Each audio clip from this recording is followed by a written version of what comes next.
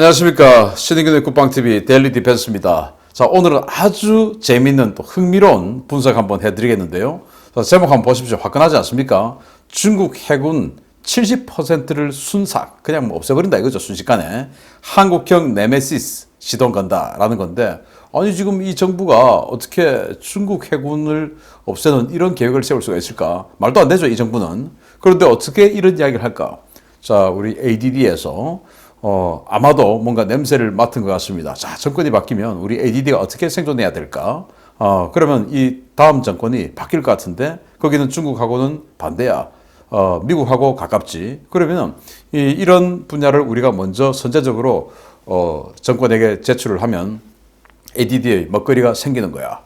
이런 생각을 한 것 같습니다. 정말 놀라운 계획 보겠습니다. 자, 미국이 2022년부터 네메시스 전력 구축을 개시를 하는데요. 이제 2022년이니까 다 됐죠. 이제 시작합니다. 뭐라고 하는 건가? 미 국방부가 12월 22일 레이시온 미사일 앤 디펜스와 해군 해병대 원정 선박 차단 시스템의 발사 시스템 생산을 위한 계약을 체결했다. 라고 네이비 리코그네이션이 보도를 했는데, 자, 그래서 이제 본격적으로 이 네메시스가 시작되는 겁니다. 보시다시피 C-130 수송기에 뭔가를 싣고죠. JLTV 차량입니다. 여기에 지금 뭔가 사각형이 실려 있습니다. 이게 미사일 발사대인데 여기에 대한미사일이 장착이 되어 있어요. 그래서 대한미사일, 즉 이 군함을 타격하는 이 지대함 미사일을 싣고 와서 수송기에서 딱 내려주면 이 무인 차량이에요. 그렇게 해서 그냥 무인 차량으로 쓱 리모컨으로 작동해서 내려서 들고 쏘는 겁니다.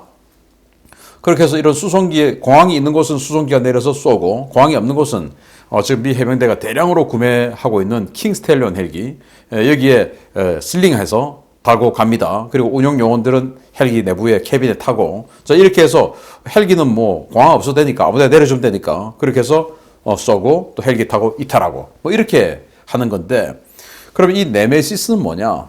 해군 해병대 원정 선박 차단 시스템이란 건데, 지금 뭐 이거를 뭐 네메시스라고 제가 읽었지 않습니까? 근데 네메시스가 아니죠. 그러나 그냥 그렇게 읽습니다. 왜냐? 네메시스가 그리스 신화의 복수의 여신 이 네메시스라고 하는데, 그래서 복수의 여신이다. 중국에게 우리 복수할 거야. 자, 이런 말이 되겠죠. 그래서 네이비 마린 익스페디셔너리 쉽 인터딕션 시스템, 이렇게 해서 그 이니셜을 따서 네메시스, 그리고 해군 해병대 원정 선박 차단 시스템인데, 어디 선박 차단하냐? 바로 중국 선박, 중국 군함 차단하는 겁니다.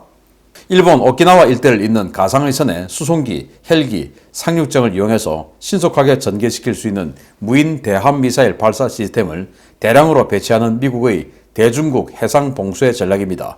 무인화 개조된 JLTV 차량에 NSM 미사일이 통합된 차량이 우선 배치되고, 차후에 미사일의 종류와 타격 범위를 점진적으로 증대시킬 예정입니다. 그래서 아까 보셨던 이 사진에는 지금 NSM 미사일이 들어가고요. 그리고 앞으로는 LRASM 사거리 500km, 그리고 토마호크, 이런 것들이 이제 점점 여기에 탑재가 될 건데, 1차적으로 이 탑재가 되는 이 NSM 미사일은 뭐 보시다시피 스텔스도 아니고 사거리도 185km 짧아요. 단지 초저공 비행하는 그런 미사일인데, 이걸 여기다가 대고 쐈을 때 물론 없는 것보다는 훨씬 낫겠지만 중국이 이미 날아오는 거, 그리고 배치되는 거 다 알겠죠. 그래서 수송기에 싣고 가서 내린다. 그럼 수송기 레이더에 보니까 알고, 또 이런 공기부양제에 싣고 와서 또 내려준다. 공기부양제 움직이는 거 또 뭐 해상 초계기 있으면 알 수 있고, 이러니까 중국이 우리를 네메시스로 공격하려고 그래? 그럼 탄도미사일 여기다 때려버리면 되죠. 뭐 이 일본의 오키나와 제도에 있는 각종 섬들의 좌표는 중국이 이미 다 알고 있을 테니까, 자, 13번 섬이야. 그리고 13번 섬에 탄도미사일 두 발 때려버리면 끝나는 겁니다. 그래서 상당한 피해를 감수해야 하는 전략인데, 그러다 보니까 그런 맞을 수 있기 때문에 미국이 이렇게 무인화해서 하는 겁니다. 언제든지 맞고, 까짓거 쏘고 나서 맞아도 돼. 라는 그런 피해를 감수하고 지금 하고 있는 거예요. 그러면 대안은 없나? 안 맞고 할 수는 없나? 아니면은 아예 그냥 완전히 그냥 이 중국 해군을 경멸할 수는 없나? 라는 그런 고민을 할 수밖에 없는데, 이런 와중에 정말 놀라운 보도가 한국으로부터 나왔다라고 네발뉴스가 보도를 했는데요. 미국 언론이죠. 네발뉴스가 뭐라고 보도했냐? 한국이 서해 A2AD를 준비한다. 서해 A2AD를 준비한다. A2AD가 뭡니까? 반접근, 지역 거부. A2A가 두 개죠. Anti-access, 지역 거부, Area denial. 그래서 적이 접근하는 것을 거부하고 그리고 이제 오면 때려 없애버린다 하는 그런 내용이에요. 자, 네발뉴스 기사를 보면 한국 국방부가 서해에서 중국군의 해상 활동을 저지하기 위한 반접근, 지역 거부 A2AD 전략의 청사진을 제안했다. 이는 대함 탄도미사일 즉 ASBM과 정찰위성, 실시간 데이터링크 등 인프라를 갖춰 시행되는 한국판 A2AD다.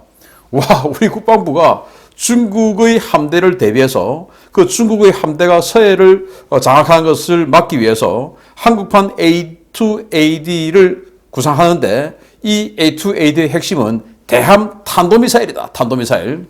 지금 중국이 뚱펑 21D 같은 대함 탄도미사일 만들었지 않습니까?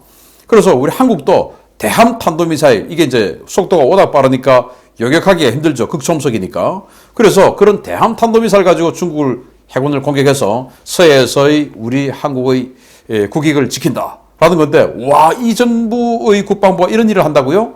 참 희한하죠. 그래서 이게 정확하게는 국방부가 아니고 ADD에서, 국방과학연구소에서 야, 우리 이런 거 좀 하면 다음 정부가 좋아하지 않을까? 이런 차원에서 미래 계획 중에 하나인 겁니다. 이게 이제 세미나를 통해서 밝혀졌고, 네발뉴스가 그걸 보고, 이야, 이런 걸 하고 있어?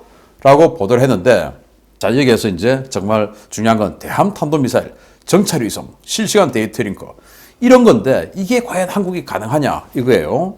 그래서 일단, 대함 탄도미사일이라고 하는 어마어마하게 힘든 걸 쏘려고 하면은 적이 어디 있는가를 알아야 되겠죠. 그러면은 정찰 위성이 중국 함대가 서해 어디에 깔려 있는지 지금 봐야 되는 겁니다. 이 대함 탄도미사일이니까 군함 하나를 딱 정확하게 찍어서 랴오닝함, 항공모함이죠. 산둥함, 또 난창함 이런 거 정확하게 한 발 딱 찍어서 때리려고 하면은 이 군함의 위치를 정확하게 알아야 되겠죠. 그럼 정찰위성이 탐지를 했다 칩시다. 그런데 우리 정찰위성은 회전을 해요. 선회를 해요. 그러니까 정찰위성을 대규모로 쏘아 올려야 된다. 라는 전제가 깔리고 그 정찰위성하고 우리 이 발사 차량하고 실시간 데이터 링크를 해서 우리 미사일을 실시간으로 계속 유도를 해줘야 된다. 라는 왜? 적의 군함은 움직이니까. 그래서 그 표적 정보를 계속 전송을 해줘야 우리 발사 통제소에서 계속 업데이트되는 표적 정보를 따라서 계속 우리가 유도를 해주죠. 그래야 정확하게 적의 랴오닝 항공모함이나 산둥 항공모함이나 이런 걸 정확하게 때리지 않겠습니까? 그런데 이거는 너무나 돈이 많이 들죠. 첫째, 정찰 위성을 너무나 많이 쏘아 올려야 되고 이런 통신 시스템, 데이터 링크 시스템 그리고 정말 무엇보다 더 중요한 대함 탄도미사일, 미국도 없는 대함 탄도미사일을 우리가 지금 한다는 게 능력이 될까라는 이런 생각. 복잡합니다. 그래서 이런 기술 개발이 필요하다고. 그러면 ADD가 다음 정부가 정권 교체가 될 것 같으니까 거기는 반중 성향이 될 것 같으니까 이런 거 할게요 하면은 어마어마한 예산 받을 수 있을 것 같아서 미리 지금 약 팔고 있는 건가? 라는 생각을 지금 해볼 수 있는 겁니다. 그래서 저는 정말로 국방부 또는 ADD 니들이 진짜 중국에 대한 A2AD 해서 우리 서해에서의 우리 국익을 지키고 싶으면 이거 굳이 안 해도 되는 거 아니냐? 왜? 우리가 자산이 있어 이미. 그거 가지고 그냥 생각만 조금 바꾸고 이미 가지고 있는 기술 조금만 개량하면 돼 라고 제가 지금 제안하는 겁니다. 일단 뭐냐? 그렇게 복잡할 이유가 없다. 미국이 지금 네메시스에다가 집어넣을 프리즘 미사일, 이게 이제 하이마스, 에메랄레스 이런 데 들어가는 에이테킴스 미사일 한 발을 빼고 이 프리즘 미사일 두 발을 집어넣거든요. 그래서 미사일이 크기가 작습니다. 작다 보니까 탄두 중량이 이게 90kg 밖에 안 돼요. 그래서 이 프리즘 미사일은 최대 한 700km 정도 날아가는데 이것도 네메시스의 하나예요. 자, 이게 보면 여기 모듈러 페이로드라고 하는 탄두가 있는데 이건 자탄 방식입니다. 자탄 방식인데 마치 우리 그 한국 공군이 가지고 있는 자폭형 무인기죠. 하피처럼 배회합니다. 쫙 자탄이 쪼개져 가지고 이 자탄들이 그냥 내려 꽂는 게 아니고 날개가 자탄에서 쫙 펼쳐져 가지고 얘들이 항공기가 되는 거예요. 무인기가. 그래서 배회하다가 전파가 저기 있네 하고는 그 군함의 전파를 쫓아가서 때려버리는 겁니다. 자, 여기는 이제 실제적으로는 전차 이런 것들 때리는 건데 이걸 군함식으로 바꾸는 겁니다. 군함에도 레이더파 있고 또는 뭐 여러 가지 있으니까 그거 보고 쫓아가면 됩니다. 적외선도 있고 하니까 쫓아가면 돼요. 그래서 군함의 이지스 레이더라든지 뭐 중국판 뭐 이지스함이라고 하니까 그 이지스 레이더라든지 통신 안테나라든지 이런 거 때려버리면은 그냥 뭐 무력화되는 거예요. 군함을 굳이 침몰시키지 않더라도 통신, 레이더 이런 거 마비시켜버리면 현대에서는 뭐 아무짝에 쓸모없는 그런 전투가 전력이 되는 것이죠. 이렇게 하는 것이고 또 여기 하나는 뭐 이런 식으로 자탄을 쪼개서 이 자탄은 이런 그 배회 탄약이 아니고 그냥 텅스텐 막대기예요. 텅스텐 막대기를 쫙 쪼개가지고 이게 이제 운동 에너지를 가지고 확 들어가서 텅스텐 짝대기를 그냥 내려 꽂아버리는 겁니다. 그래서 하늘에서 어마어마하게 빠른 속도로 이런 텅스텐 짝대기가 내려와서 내려 꽂는다 생각해 보십시오. 이 운동 에너지가 얼마나 대단하겠습니까? 그게 전차라면 전차 상부장갑 다 뚫어버리는 것이고 이게 군함이라면 군함 그냥 다 뚫고 들어가서 해저까지 들어가 버리겠죠. 이렇게 하는 것이니까 이게 무슨 큰 돈이 들겠습니까? 그리고 무슨 큰 기술이 있겠습니까? 물론 큰 기술이겠지만 이 정도는 우리가 이미 가지고 있다. 그래서 프리즘 미사일은 아주 작죠. 말씀드린 것처럼 탄도 중량이 90kg 밖에 안 돼요. 그런데 우리는 현무2라고 하는 엄청난 미사일이 있습니다. 그래서 현무2A 탄도 중량 1톤. 그런데 이제 우리가 미사일 사거리 800km까지 지금은 늘렸죠. 그래서 최대 2.5톤의 탄도 중량을 가진 현무4도 있고 그리고 현무4-4 뭐 이렇게 해서 아주 다양한 현무2 시리즈가 있는데 자 그러면은 현무2 그 현무4가 아니라 하더라도 그냥 일반적인 1톤짜리 탄두라 하더라도 프리즘보다는 11배의 탄두 무게죠. 그리고 예를 들어서 이 2.5톤짜리 탄두라고 하면은 프리즘보다 무려 26배의 엄청난 탄두 중량이죠. 그러면 여기에 얼마나 많은 텅스텐 짝대기가 들어갈 수 있겠습니까? 엄청나죠. 그리고 사거리가 워낙 이 사정 고도가 높다 보니까 이 운동 에너지가 엄청나죠. 속도가 마하 10으로 내려 꽂힙니다. 그런 마하 10으로 내려 꽂히는 이 어마어마한 텅스텐 짝대기의 러시, 비, 강철비죠. 그걸 이제 내려 꽂을 수가 있는데 자 그러면은 이 중국의 해군력이 칭다오를 함대 사령부로 하고 있는 북해함대 그리고 상하이 바로 앞에 닝보를 사령부로 하고 있는 동해함대 그리고 지금 해남도죠. 하이난다오 산야 기지를 사령부로 하고 있는 남해함대 이 세 개의 함대가 있는데 그중에 북해함대가 제일 커요. 베이징 방어를 위해서 제일 크죠. 이 서해에 있는 북해함대. 그래서 북해함대의 최고 사령부는 칭다오에 있고 두 번째 큰 기지는 다롄 옆에 리순에 있어요. 리순. 뭐 저기 가봤는데 정말 어마어마한 그런 덩치입니다. 그래서 우리가 그거 위치 다 알고 있죠. 어딘지 뭐 구글 보면 다 나옵니다. 그래서 우리 태안에서 다롄, 즉 리순 기지까지 460km. 그리고 태안에서 칭다오 북해함대 사령부까지 520km. 그리고 제주 해군기지에서 닝보까지, 즉 동해함대 사령부까지 540km. 그러면 우리 현무2 사거리 충분히 나오죠. 그 현무2에다가 아까 보여드렸던 것처럼 텅스텐 막대기 자탄을 2.5톤만큼 집어넣으면 얼마나 많은 텅스텐 막대기가 들어가겠습니까? 텅스텐 막대기가 뭐 우산처럼 길 필요는 없죠. 그냥 이 정도만 돼도 되죠. 이런 걸 그 2.5톤만큼 집어넣으면 아마 수백 수천 개가 들어갈 수도 있겠죠. 그걸 아주 높은 고도에서 터트려 가지고 그냥 내리 꽂아버리면 뭐 그냥 수 제곱킬로미터 단위의 비가 내릴 수가 있습니다. 그래서 현무4는 외기권, 즉 고도 500에서 1000km까지 올라간 뒤에 마하 10 이상의 속도로 하강하도록 설계됐다. 이 미사일이 지상에 떨어지는 순간 위력이 전술핵 수준인 TNT 1000톤 정도다. 라고 이야기하는데 이건 이제 벙커버스터 목표로 내려 꽂았을 때 이야기고 즉 500에서 1000km까지 올라가서 내려 꽂아버리니까 속도가 마하 10이다. 그런데 텅스텐 막대기로 분리가 되면 이게 이제 무게가 작으니까 마하 10까지 가속은 안 되겠죠. 그러나 요격이 안 돼요. 이 작은 걸 어떻게 요격을 다 하겠습니까? 수천 개가 쪼개져서 내려올 텐데. 그래서 중국의 군함에 이런 식으로 완전히 그냥 강철비를 때려버리는 것이죠. 그래서 뭐 유도할 필요도 없어요. 우리가 현무2는 워낙 많이 가지고 있으니까 만약에 중국과 그래 한번 해볼까? 라고 했을 때 우리 현무2를 뭐 그냥 뭐 한 2, 30발 그냥 쏴버리면은 쏴서 이제 이 텅스텐 막대기 자탄 스타일로 쏴버리면은 한 발당 수 제곱킬로미터의 이런 강철비가 내리겠죠. 그러면 그 중에 한 발, 두 발, 세 발, 네 발씩 어떤 거는 레이더에 갖다 꽂힐 수도 있고, 어떨 땐 어떤 건 뭐 미사일 발사기에 갖다 꽂혀서 유폭을 일으킬 수도 있고, 어떤 건 함포를 맞출 수도 있고, 어떤 거는 뭐 통신 안테나를 때릴 수도 있고, 어떤 거는 헬기 데크를 갖다 때릴 수도 있고, 어떤 거는 함교에 들어가서 그냥 뭐 조종하는 그 탈을 때릴 수도 있고, 뭐 희한하겠죠.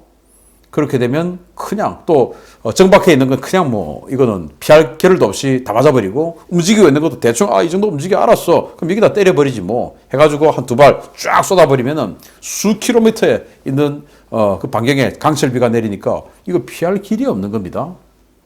이런 식으로 우리가 중국의 함대를 굳이 정찰위성 어마어마하게 많이, 또 그가 데이터 링크 통신, 뭐 통제 시스템 이런 것까지 해서 엄청난 예산과 시간을 들여서 할 필요 없다. 지금 가지고 있는 현무2 가지고 정말로 의지가 있어서 중국을 우리가 억제력을 한번, 중국에 대한 억제력을 한번 가져보고 싶다. 뭐 중국하고 전쟁하자는 거 아닙니다. 중국은 우리 대한민국을 때릴 수 있는 탄도미사일 600발 지금 배치해놨지 않습니까? 그럼 우리도 이 정도는 있어. 그러니까 서로 우리 때리지 말자라는 억제력이죠. 그래서 우리가 가지고 있는 현무2 미사일로 얼마든지 살짝 우리 기술로 개량하면 저런 자탄 정도는 충분히 만들어낼 수 있다라는 것이죠. 그래서 자, 우리가 아시아의 네 마리 용이 되었었습니다. 지금 요즘 그런 이야기 안 하죠. 아시아의 네 마리 용이 어떻게 해서 됐습니까? 바로 한미 동맹이라는 이 든든한 안보를 바탕으로 코리안 리스크를 제거하고, 그리고 미국의 지원 하에 외자가 유치되고, 그렇게 해서 그걸 바탕으로 우리가 아시아의 네 마리 용이 되었었습니다. 그런데 지금 미국과의 관계가 소원해지고 하면서 쿼드라든지 또 여러 가지 국제적 레짐에서 한국은 뒷전을 밀리고 지금 대만이 급부상하고 있습니다. 그런데 다시 이 한미동맹을 중요하게 생각하는 그런 정권이 들어선다면 다시 이런 엄청난 카드를 가지고 미국과 접촉을 할 수가 있습니다. 그럼 미국 입장에서는 자기네들은 엄청난 희생을 각오하고 저 네메시스 시스템을 구축하려고 하는데 겁이 나가지고, 그래서 무인화를 할 정도로 겁이 나는데 한국이 기존에 배치되어 있는 자신들의 기지에서 그냥 우리 이런 펀치 있어 라고 하는 것만 보여줘도 중국이 야 이거 안 되겠다 쟤들하고는 라고 생각할 엄청난 이 자산을 가지고 미국하고 우리 잘해봅시다. 우리 중국 우리도 싫어요 라고 했을 때 다시 20세기 후반에 아시아의 네 마리 용이 되었던 그 호황성세를 미국으로부터 지원받을 수가 있죠. 그런데 그게 아니고 계속 친중으로 간다면 중국의 종이 되는 것입니다. 중국의 종이 될 것이냐, 아니면은 이 카드를 가지고 미국에게 매력 공세를 펼쳐서 다시 용이 될 것이냐, 그것은 정권의 선택에 달렸습니다. 그러나 지금 있는 이 좌파 정부는 절대로 중국과 대립하는 모양새를 취하고 싶지는 않은 사람들이죠. 그러면은 중국과도 얼마든지 우리 국익을 위해서 소원해줄 수 있는 의지를 가진 새로운 정부를 반드시 뽑아야 되겠다. 멋있지 않습니까? 그런 정부 뽑읍시다. 누군지 아시죠? 마치겠습니다. 감사합니다.